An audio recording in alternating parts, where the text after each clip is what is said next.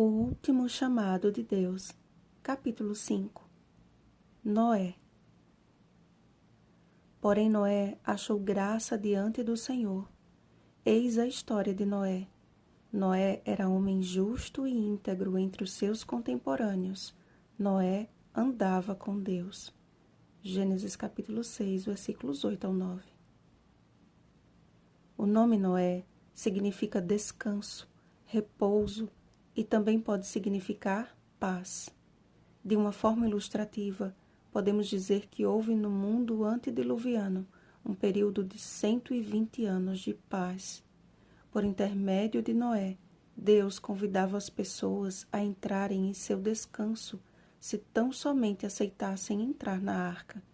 Porém, a rejeição final foi total e a salvação só alcançou Noé e sua família. Eu já ouvi alguns críticos defendendo a ideia de que Noé foi o pior evangelista de todos os tempos. Pela não aceitação de sua pregação, julgam seu ministério um exemplo de fracasso evangelístico.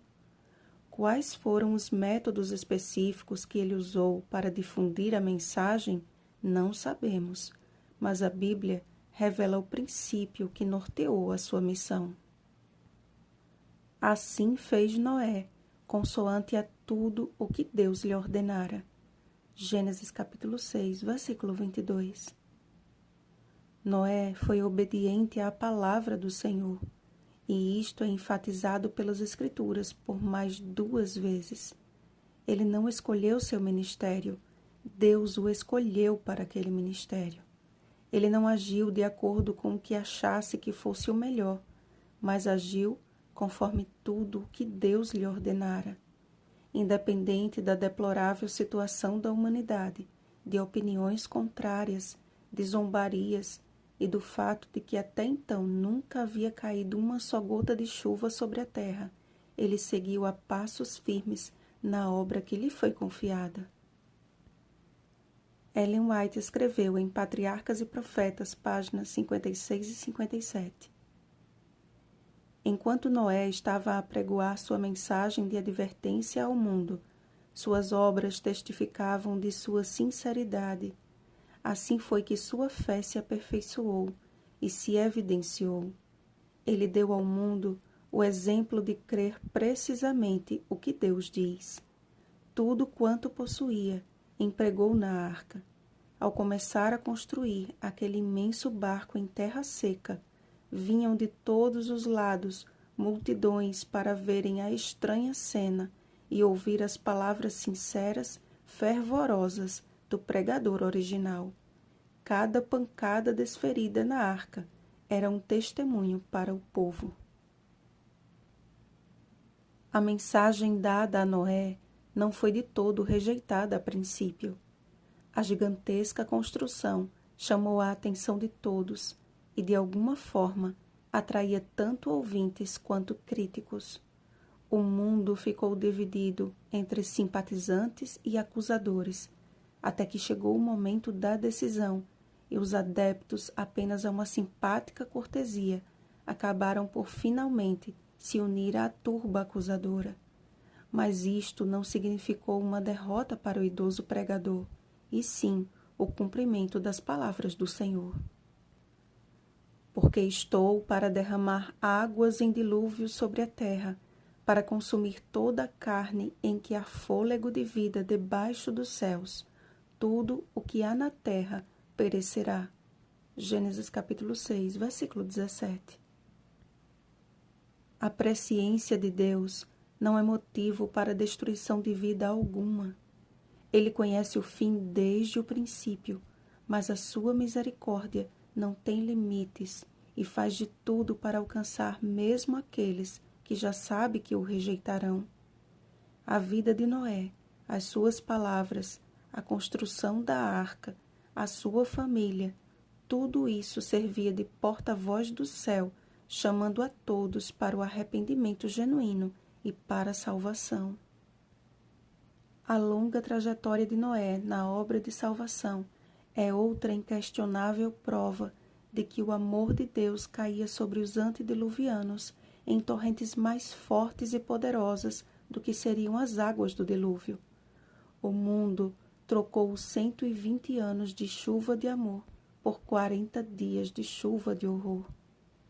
Noé e sua família foram os únicos a entender que entrar pela porta da arca não era simplesmente uma fuga do dilúvio, mas um passo decisivo na direção de Deus. Ele creu na promessa e seguiu pela fé.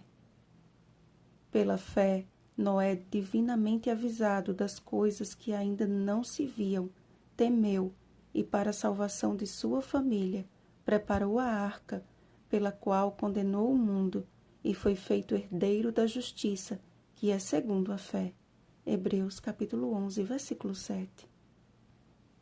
A vida deste homem de Deus nos deixou um legado de fé, amor e perseverança.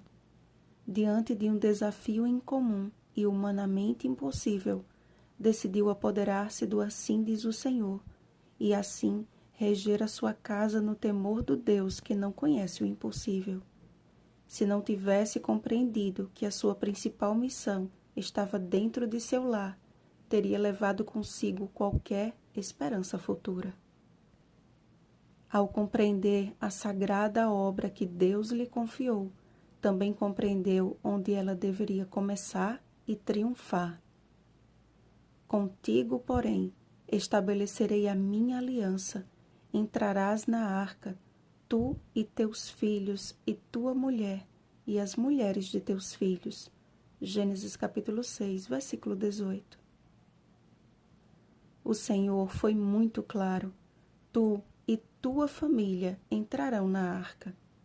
O maior fracasso de qualquer missionário não é o insucesso no evangelismo público, mas no evangelismo familiar. Os pais não podem obrigar os filhos a seguir pelo mesmo caminho por onde andam, mas podem, por palavras e por ações, ensiná-los qual é o melhor caminho a se seguir. O exemplo é o melhor método de ensino, mas também pode ser o pior. Noé não foi um homem perfeito, mas que procurou obedecer ao perfeito propósito divino. Que tipo de exemplo temos sido para nossa família? Você tem cumprido fielmente o seu papel como membro do lar? Está escrito: Filhos, obedecei a vossos pais no Senhor, pois isto é justo. As mulheres sejam submissas ao seu próprio marido, como ao Senhor. Maridos, amai vossa mulher, como também Cristo amou a igreja e a si mesmo se entregou por ela. E vós, pais, não provoqueis vossos filhos à ira, mas criai-os na disciplina e na admoestação do Senhor. Efésios capítulo 6, versículo 1, capítulo 5, versículos 22, capítulo 5, versículo 25 e capítulo 6, versículo 4. Tudo o que nos cabe como membros de uma família está descrito na Bíblia. Se cada um cooperar em desempenhar a sua parte, confiante de que Deus completará a obra, a família será a mais poderosa mensagem do amor de Deus ao mundo, onde todos quantos os virem os reconhecerão como família bendita do Senhor. Isaías capítulo 61, versículo 9. Diante de um mundo secularizado e cético quanto ao papel fundamental da família na sociedade, cada família que se apodera do assim diz o Senhor torna-se um troféu nas mãos de Deus.